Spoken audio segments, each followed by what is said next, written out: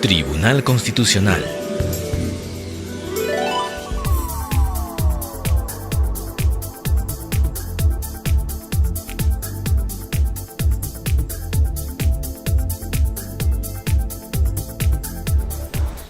Buenos días, de pie por favor. Audiencia pública del Pleno del Tribunal Constitucional, presidida por el magistrado señor Óscar Urriola Ani, e integrada por los señores magistrados Ricardo Moncayo, Juan Vergara Botelli, Carlos García Ramírez, Fernando Calle,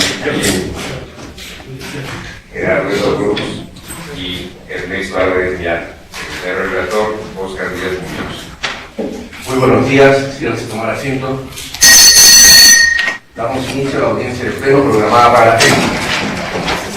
Señor relator, dé cuenta de las causas. Buenos días, señor presidente, señores magistrados. En la fecha se han presentado a rendir informe oral en las siguientes causas. Causa número 1, expediente 14-2012, proceso de inconstitucionalidad, interpuesto por el Colegio de Abogados del Puno contra la ley 29.849, ley que establece la eliminación progresiva del régimen especial del decreto legislativo 1057 y otorga derechos laborales. Ha solicitado informar oralmente por la parte demandada el abogado Guillermo Llano Cisneros de la Procuraduría del Congreso de la República.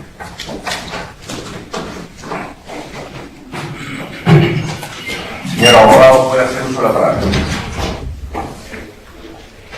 Gracias, señor presidente. Con su venia, puede realizar la defensa del Congreso en el presente proceso de inconstitucionalidad, con el cual se cuestiona la ley 29.849, ley que establece la eliminación progresiva del régimen especial regulado en el decreto legislativo 1057, más conocido como régimen CAS, y que a su vez otorga derechos laborales. Debo señalar previamente que esta norma principalmente modifica dos artículos del decreto legislativo 1057 e incorpora otros tantos. Ahora bien, ¿qué es lo que cuestiona la parte demandante? En principio cuestiona el artículo 2 de esta ley en el extremo que modifica el artículo 6 del decreto legislativo 1057. En este artículo 6 se consagran los derechos que tienen los trabajadores que están bajo el régimen CAS. ¿Qué es lo que señala este artículo de la norma que modifica ese artículo 6 del decreto legislativo 1057? Reconoce ciertos derechos de contenido patrimonial, como es la remuneración mínima vital, el aguinaldo por fiestas patrias y Navidad, vacaciones pagadas por un periodo de 30 días naturales y licencias con goce de haber por paternidad, maternidad y otras licencias que también se podrían conceder tanto a los trabajadores del 276 y del decreto legislativo 728. ¿Qué es lo que se sostiene? Se dice que estos derechos que se otorgan a través de esta norma resultan ser ilusorios, expectaticios, que no son efectivos en buena cuenta. ¿Y por qué sostiene esto?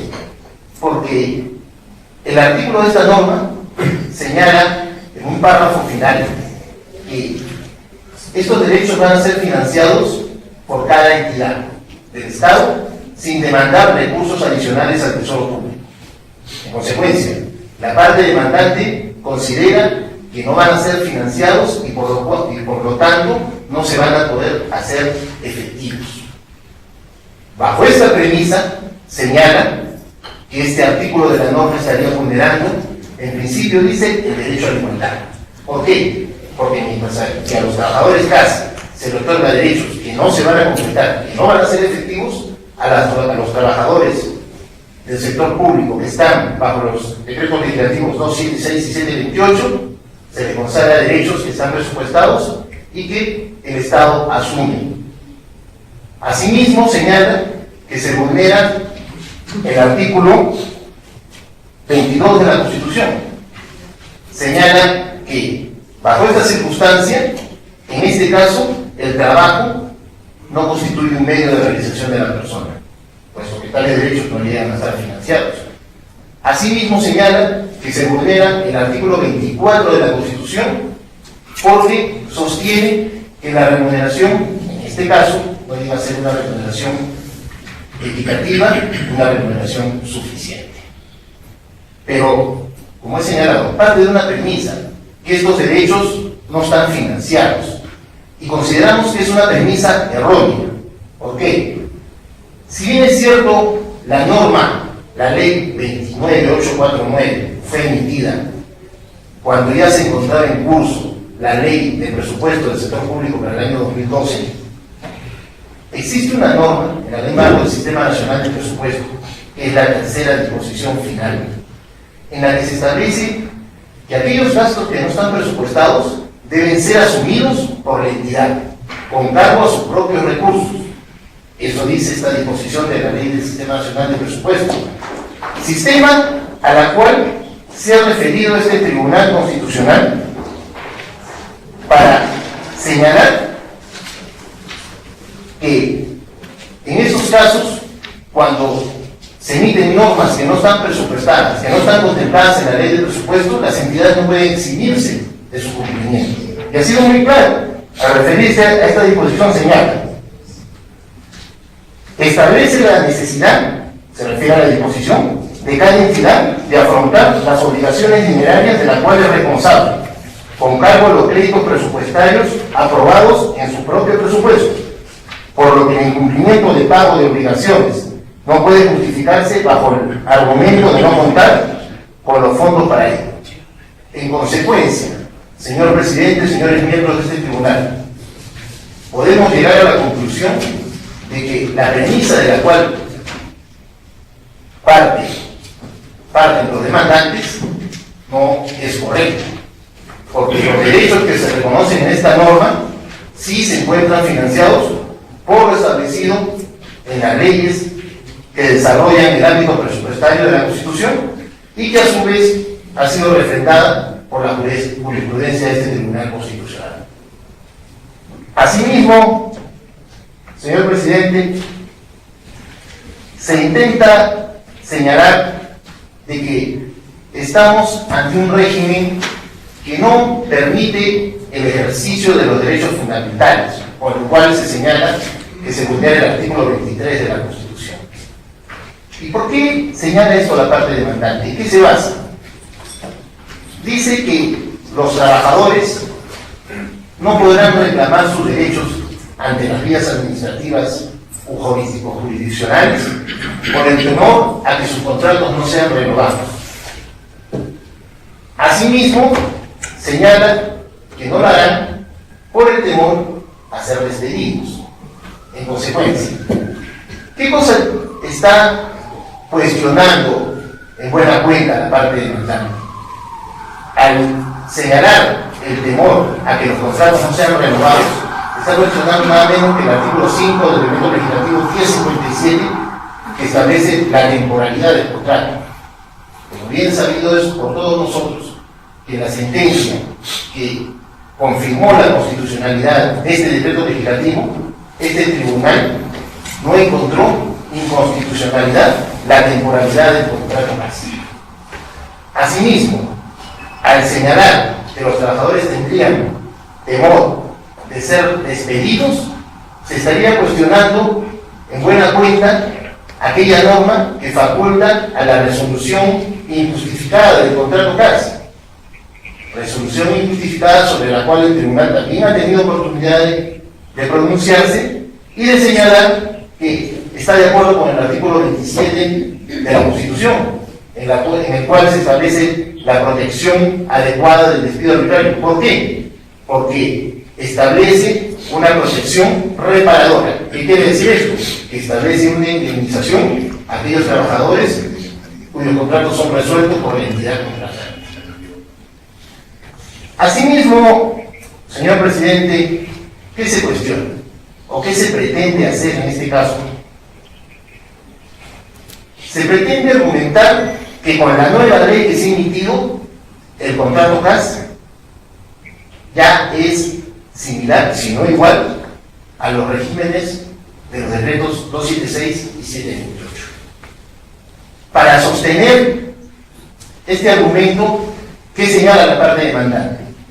Señala que existen 7 notas comunes por las cuales se podría argumentar que ya son regímenes similares. ¿Y cuáles serían estas 7 notas comunes? La primera, por ejemplo, dice la parte demandante que es el ingreso por concurso público. El ingreso por concurso público ya se encontraba establecido en el régimen CAS al momento que el tribunal señaló que se trataba de un régimen diferente a los otros. ¿Qué otra característica más señala? Señala, por ejemplo, que se trata de un régimen, o que esta norma recién está añadiéndole el requisito o la característica de subordinación, lo cual no es correcto tampoco, porque al momento que este tribunal confirmó la constitucionalidad del decreto legislativo 1057, este mismo órgano colegiado resaltó esta característica de subordinación en el régimen CAS. ¿Qué cosa más señala la parte demandante en cuanto a las notas comunes?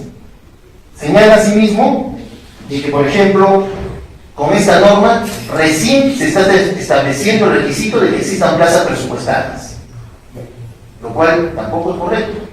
Ya el texto original del 1057, concretamente en su artículo 4, establecía la necesidad de disponibilidad presupuestal para ello. Y es en ese momento que el tribunal declaró pues, que eran regímenes diferentes. ¿Qué otra nota común señala? Dice que esta ley establece, en el caso de los CAS, un contrato similar al 728. La naturaleza del contrato no ha cambiado, sigue siendo la misma de la que estableció el 1057. Y sobre esa misma base es que el tribunal, vuelvo a reiterar, señaló que eran regímenes diferentes. ¿Qué otra nota común señala? Que con esta norma se está estableciendo la indemnización por despido arbitrario. Esa característica también ya estaba como característica del CAS cuando el tribunal dijo que eran diferentes.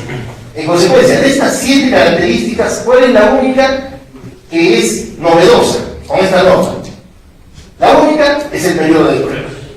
Es la única característica novedosa que, digamos,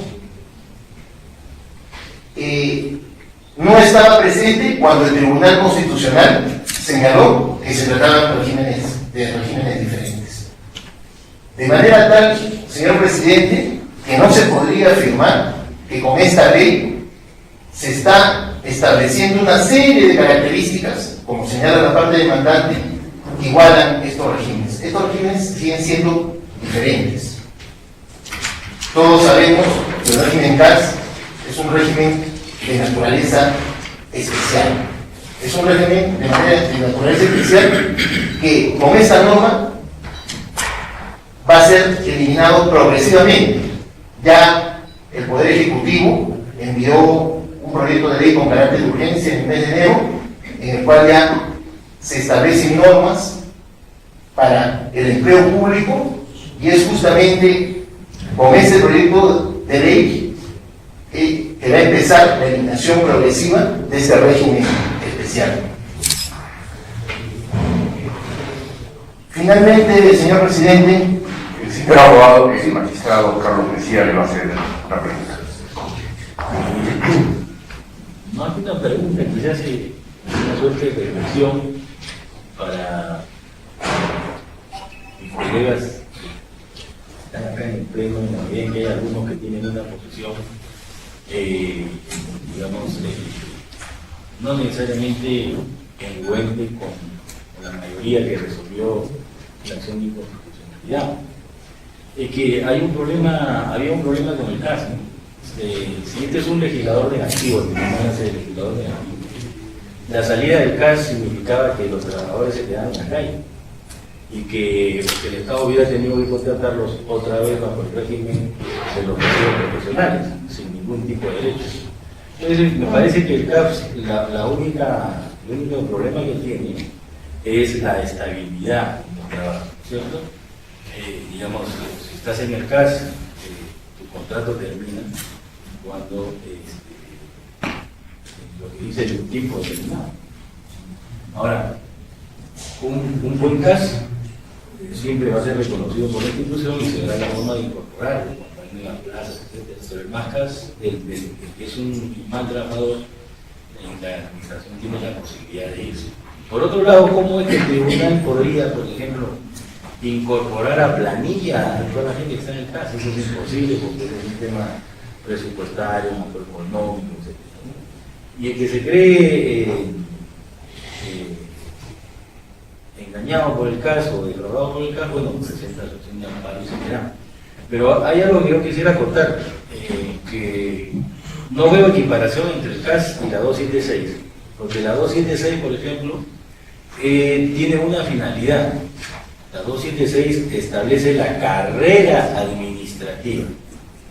O sea, la 276 quiere que el funcionario o el empleado público vaya subiendo en los escalafones de la administración pública conforme a sus méritos, a su experiencia y a su capacitación. En cambio, el CAS es casi como un régimen temporal, ¿no?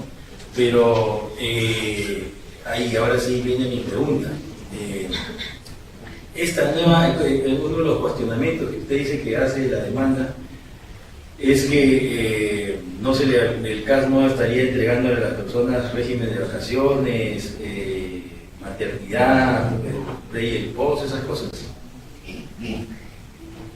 Lo que señala la parte demandante es que si bien se establece en la norma que se otorgan estos derechos, no se estarían otorgando en la medida, señalan ellos, que no están financiados. Sin embargo, como he señalado, en la Ley Marco del Sistema Nacional de Presupuestos, en su tercera disposición final, se establece que aquellos gastos que no están contemplados en la ley de presupuesto deben ser asumidos por la entidad.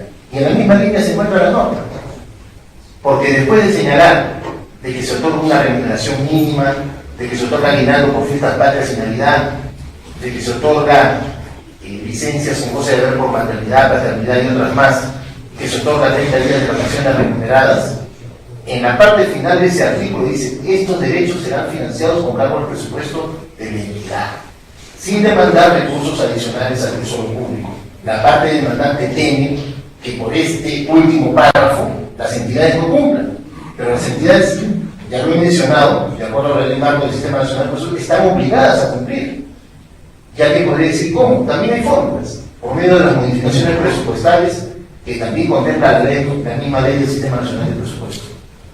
Sí, el magistrado Gerardo Beto le va a formular una pregunta. Gracias, presidente.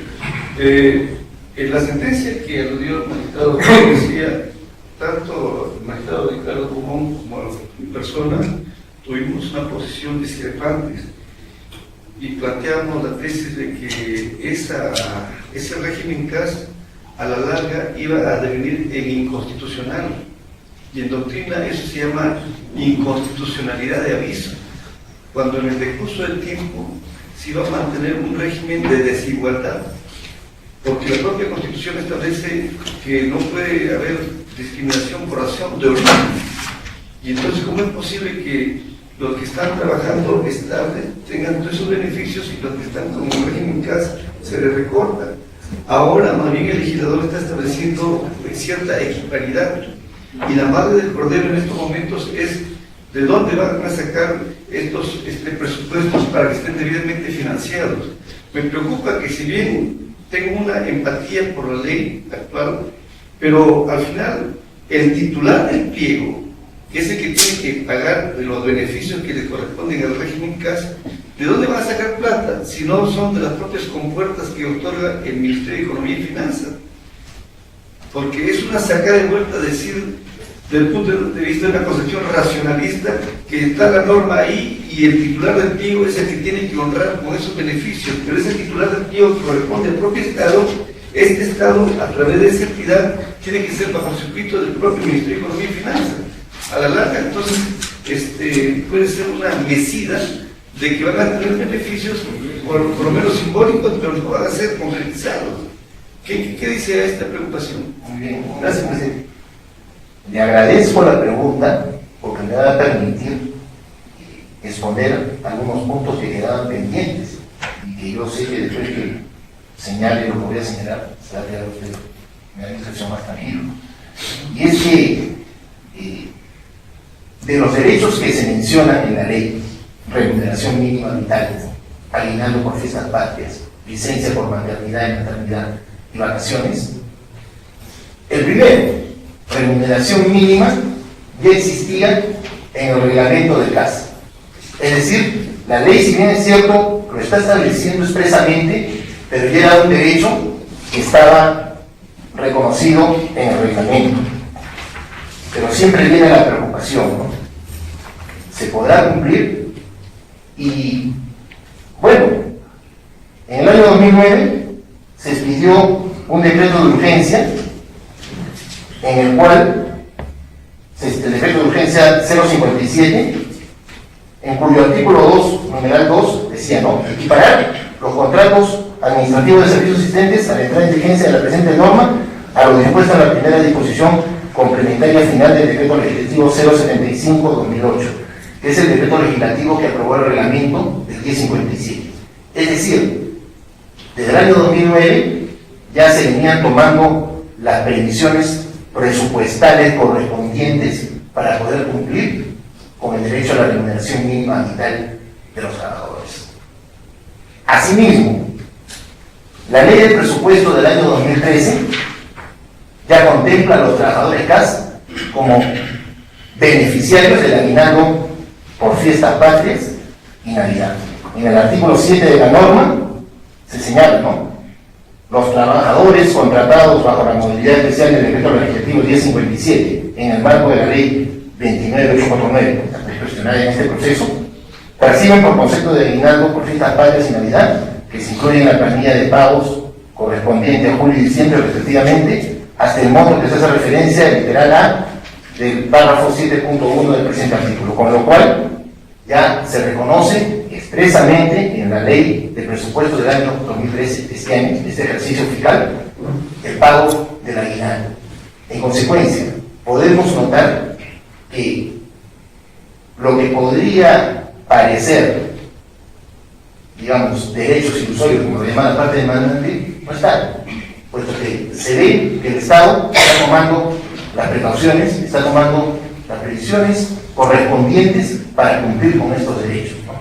Eso es lo que puede dar tranquilidad en este aspecto. Bien, señor, ¿ha concluido su...?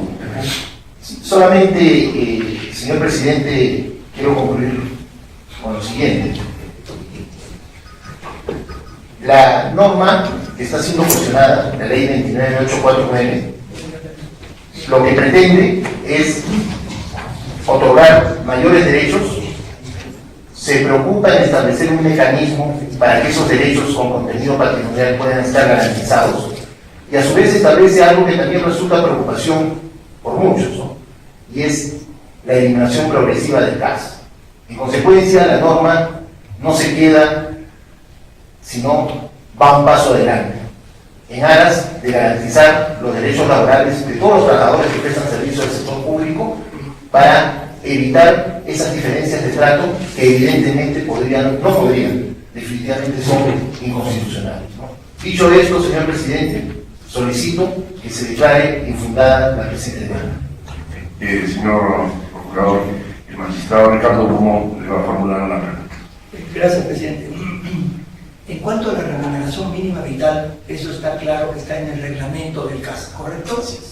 En cuanto al aguinaldo de fiestas patrias y Navidad, eso está en la ley del presupuesto del 2013, ¿correcto? O sea, ahora, no nos ha dicho usted lo de las vacaciones de 30 días, qué norma está, ni tampoco la licencia por maternidad y la licencia. Esas las debemos asumir que están todas ya vaciadas en esta normativa. Bueno, O es que todavía falta completar, porque esto nos estaría dando la razón de que había algunos vacíos y que ya ahora sí se está completando y se está corrigiendo pequeñas deficiencias, ¿no? Bueno, y lo señalado respecto a la remuneración mínima vital que ya aparece en el reglamento del decreto legislativo 1027 y al aguinaldo que ya lo vemos en la ley de presupuesto. En 2013. Así es, de 2013. Simplemente son normas específicas, pero hay que tener en cuenta un detalle. La ley 29849, cuestionada en este proceso, establece un mecanismo que va de acuerdo con lo que a su vez señala la ley del Sistema Nacional de Presupuesto, ¿no? Y esta ley del Sistema Nacional de Presupuesto, en su tercera disposición final, dice que aquellos gastos que no están contemplados en el presupuesto deben ser asumidos por la entidad, ¿no? Y esa misma ley marco del Sistema Nacional de Presupuesto da caminos. Uno de ellos son las modificaciones presupuestales. Entonces, están los medios para garantizar estos derechos, definitivamente. La causa voto. Causa número 10, expediente 727-2013, proceso de amparo, interpuesto por Romualdo Teófilo Quito Pinto y otro, contra el Fiscal de la Nación y otro. Ha solicitado informar oralmente por la parte demandada, la abogada Rocío Huerta Barrón, de la Procuraduría del Ministerio Público. Señorita Procuradora, voy a hacer uso de la palabra. Buenos días, señores magistrados. Esta mañana acudo a vuestro ilustre tribunal a fin de ejercer la defensa del doctor José Antonio Peláez Bardales en su condición de fiscal de la Nación, por lo que solicito tengan a bien declarar improcedente la demanda de amparo por los siguientes fundamentos.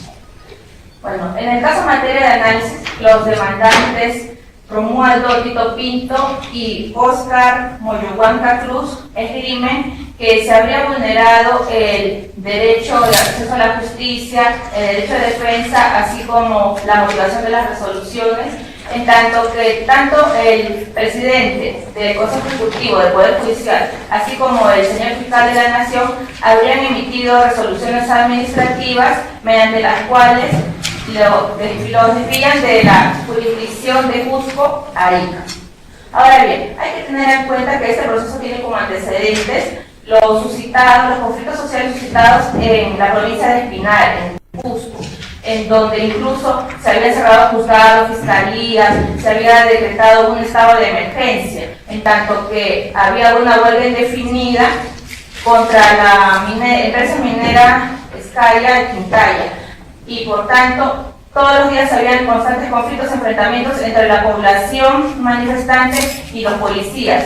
En ese sentido, se intervino a los demandantes, e incluso al último, a Óscar Moyohuanca Cruz, se le intervino el 31 de mayo de 2012, cuando estaba haciendo disturbios en la municipalidad de Espinar, por lo que se le formaliza la investigación preparatoria ante el juzgado de investigación preparatoria de Espinar, y el fiscal debidamente formaliza requerimiento de prisión preventiva. Sin embargo, ante las resoluciones administrativas emitidas por el presidente del Consejo Ejecutivo del Poder Judicial y el fiscal de la Nación, esta investigación va a ser derivada al Distrito Judicial de Ica. Ahora, la resolución administrativa, que es la número 1343-2012, del 31 de mayo de 2012, que emitió el fiscal de la Nación, se hizo conforme a sus facultades, conforme al artículo 24 del Código Procesal Penal, en donde se señala, ¿no?, que en situaciones de estados de emergencia, incluso se había decretado estados de emergencia en toda la región, era factible que se derive del órgano jurisdiccional, y en este caso se hizo de Cusco a Ica. Por tanto, y también incluso ya con anterioridad el presidente del Consejo Ejecutivo del Poder Judicial es que ya había tomado ese pronunciamiento. Por tanto, el fiscal de la Nación, para reforzar la presencia del Ministerio Público y también no dejar en estado de indefensión, porque se tenía que atender oportunamente también a los investigados, es que también va a derivar la jurisdicción de Cusco a Ica. Por tanto, todo conforme a sus atribuciones, de acuerdo al artículo 64 de la Ley Orgánica del Ministerio Público, de tal manera que, conforme al inciso 1 del artículo 5 del Código Procesal Constitucional, la presente demanda deviene improcedente porque los hechos y el petitorio no están directamente relacionados con el contenido constitucionalmente protegido de los derechos invocados. La causa al voto. Causa número 13, expediente 867-2013, proceso de amparo, interpuesto por Florentino Alfredo Segarra Tejada, alcalde de la Municipalidad Provincial de Arequipa, contra la Superintendencia Nacional de Administración Tributaria, Intendencia Regional de Arequipa y otros. Ha solicitado informar realmente por la parte demandada el abogado Renzo Díaz González. Señor abogado, puede hacer uso de la palabra. Gracias, señor presidente, señores magistrados. El presente proceso es uno que interpone la Municipalidad Provincial de Arequipa, cuestionando medidas de paro de forma de retención que realizó la Administración Tributaria de la Intendencia Regional de Arequipa, mediante la cual retuvo las utilidades de la Caja Municipal de Arequipa. El contribuyente, al respecto, señala que se ha vulnerado su derecho de libre procedimiento porque no sabía que deuda estaba vinculada a los embargos. Asimismo, señala que se estaría embargando bienes públicos. Esos son los dos principales cuestionamientos a esta cobranza coactiva. Al respecto, vamos a remitirnos a los antecedentes. ¿Qué deuda conforma aquello por lo cual se embargó? Es deuda que corresponde a seguro social, a pensiones de cuarta categoría, impuesto extraordinario de solidaridad y todo. ¿Cuánto es el monto de la deuda que tiene ahora el municipio que no público pagar? Son 52 millones de soles. Esta deuda había sido fraccionada y la municipalidad perdió el fraccionamiento. Entonces la administración tributaria vuelve a cobrar la deuda. Frente a esta cobranza coactiva que se inicia, vemos previamente esta cobranza que el contribuyente de municipalidad provincial no impugna la deuda, no interpone el recurso de reclamación, no interpone el recurso de apelación. La deuda pasa a cobranza coactiva y el ejecutor realiza las medidas. Evalúa qué debo hacer frente a un municipio, porque todos sus bienes generalmente son bienes públicos. Entonces, determina que acá, el municipio tiene la caja municipal y hay utilidades. Y esa es la. Producto de esta retención sobre las utilidades, ¿qué hace el contribuyente de municipalidad? Genera hasta cerca de 6 procesos judiciales. 3 procedimientos de revisión de cobranza coactiva que fueron declarados improcedentes. 3 acciones de amparo. Una acción de amparo es la que ya, precisamente en la anterior vez que vino el tribunal a esta sede, ya se revisó. Otra, la segunda, que es esta, y hay otra en el Poder Judicial. Todas cuestionan lo mismo. No contento con eso, de recurrir 3 veces a los procesos de amparo, recurrir a revisiones de procedimientos en la vía contenciosa, también en la vía judicial, también recurre a lo que debió ir al principio, que fue al Tribunal Fiscal vía queja. ¿Por qué? Porque si los contribuyentes cuestionan las sanciones de cobranza, el Código Tributario establece la posibilidad de cuestionar ello, la formalidad, la razonabilidad de ello, a través del recurso de queja. El Tribunal Fiscal tiene esa potestad de revisar cuán razonable fue el embargo realizado. Pero como ya había iniciado tantos procesos de amparo, ya había iniciado tantas revisiones, ¿qué hace el Tribunal Fiscal? Se inhibe, porque dice hay procesos judiciales en grado. Es decir, que a raíz de sus propias acciones se ve entrampado. La vía que le corresponde, que es la queja, se detiene y deja a la vía del amparo como supuestamente la correcta, pero como estamos demostrando, la que tenía esa vía igualmente satisfactoria que era la queja. Tiene también la vía igualmente satisfactoria que es la revisión judicial una vez que termina el procedimiento de cobranza, que ese tribunal también ya señalado es una vía igualmente satisfactoria. Esos son los extremos que nosotros consideramos que determinarían la improcedencia de la demanda. Este proceso viene como una resolución que declara infundada. En principio había sido declarada improcedente, viene como infundada. Pero el principal argumento que venimos nosotros a señalar en esta primera parte de mi exposición es la improcedencia de la demanda.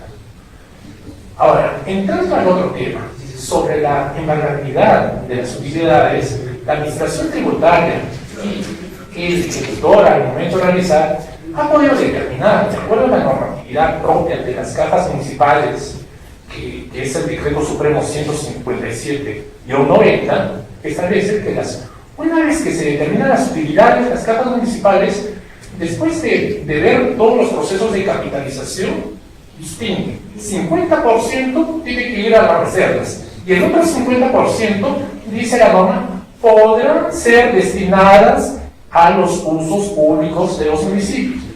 ¿Quién es el principal accionista y único accionista de las cajas municipales? Los municipios.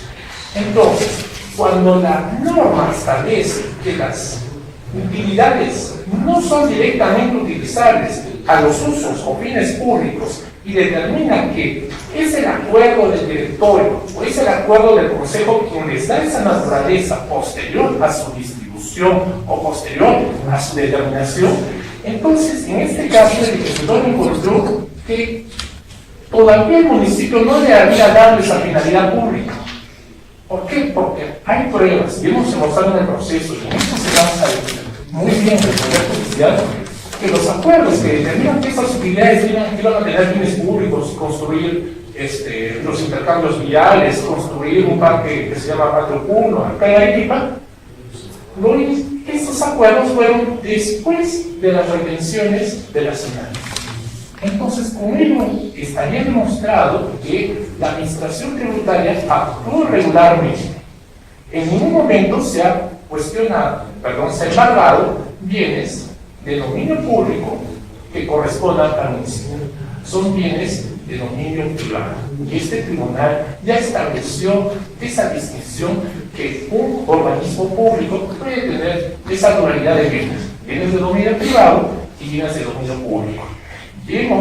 Y la norma de las cajas municipales establece. Por esas consideraciones nosotros establecemos que el ejecutor coactivo ha actuado regularmente y razonablemente. Días pasados se ha emitido por este tribunal un precedente vinculante que les recuerda a los ejecutores coactivos actúan razonablemente, principalmente en el caso de las retenciones. Pero lo que más rescata la administración tributaria haber leído ese precedente es la razonabilidad. Y ellos, eso es lo que venimos en este caso a exponer, y ese es el principal fundamento que ha tenido en cuenta el ejecutor al embargar esas utilidades. Fue lo razonable y fue en el momento en que las utilidades tenían la naturaleza de un bien de dominio privado. Por esas consideraciones solicitamos que el recurso del agravio constitucional sea declarado infundado y la extinción de la demanda sea declarada por improcedente por los supuestos que señale o de considerarlo este tribunal extra reforma declararlo infundado. Vista causa al voto. Causa número 14, expediente 893-2013, proceso de habeas corpus, interpuesto por Alex Richard Ramírez Sánchez contra Javier Villestein y otros jueces de la Segunda Sala Penal Transitoria de la Corte Suprema de Justicia de la República y otros. A solicitar informar oralmente por la parte demandante, la abogada Carmen Teresa Sanz García. Abogada, puede hacer uso de la palabra. Gracias, señor presidente. Bien, el habeas corpus se ha presentado en contra de la sentencia de fecha 9 de julio del 2008 y de la Ejecutoria Suprema del 1 de agosto del 2008 por vulneración a la tutela procesal efectiva.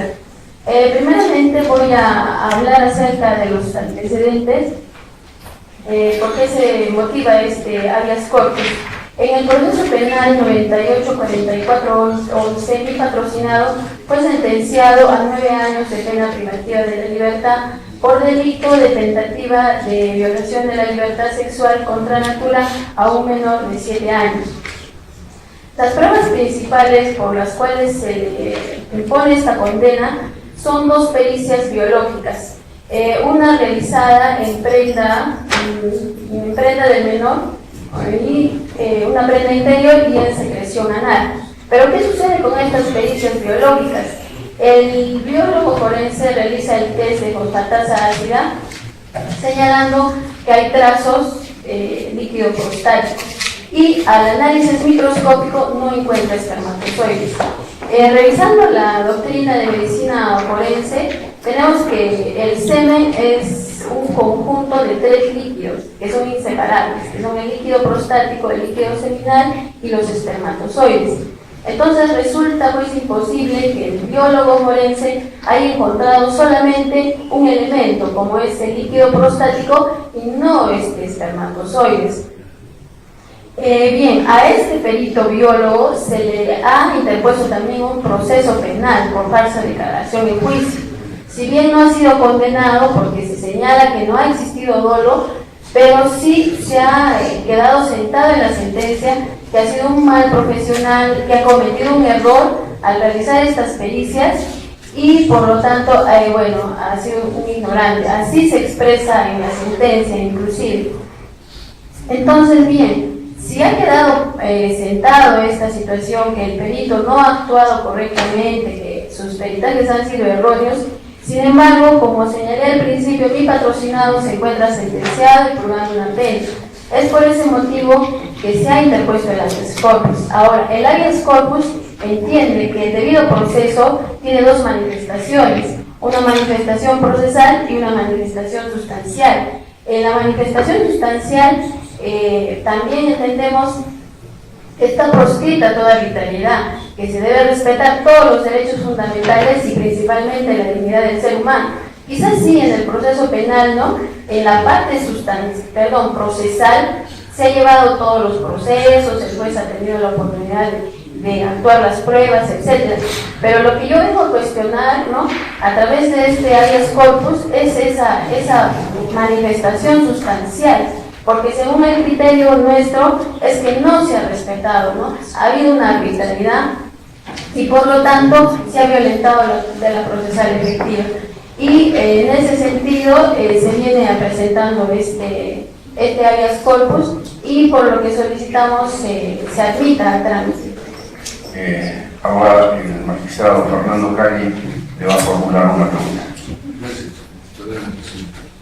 doctora. Todas las instancias penales ya han sido condenadas o patrocinadas. Sí. ¿Cuántos años está condenado? 9 años. ¿Tu menor de 7 años, 9 años la patrocinaron? Sí, 9 años de pena privativa de la libertad. 9 años. Y me dice que han actuado todas las pruebas. ¿No ha habido desgarramiento? No. Precisamente, doctor, existe un examen médico legal que señala que no hay lesiones traumáticas, no ha habido actos contra natura. También hay otro informe médico forense que refiere lo mismo, que no ha habido lesiones traumáticas. Y también hay un informe de otro perito, el doctor Raúl Moscoso, que señala que hay fosfatasa ácida proveniente de glóbulos rojos, porque resulta que el menor tenía un prurito. Entonces se ha hecho un rascado y tenía, pequeños casos de sangre, y por ese motivo es que ha dado positivo el test de fosfatasa ácida. Pero también el perito dice que no hay ningún tipo de lesión traumática que signifique un acto contra natura o tentativa de violación, ¿no? ¿Cuál ha sido el argumento para condenar los 7 años, 9 años? Pues es un menor de 7 años. ¿Cuál era la relación entre su patrocinado y el menor? Era un vecino. Gracias, presidente. Bien, entonces está por concluida su defensa. Vista la causa, al voto. Señor presidente, señores magistrados, se da cuenta que en las demás causas programadas para la fecha, el proceso solicitado informalmente conforme al reglamento, y en caso así se hubiera hecho, no se ha presentado a rendir el informe oral respectivo. Al voto las demás causas. Se levanta la audiencia.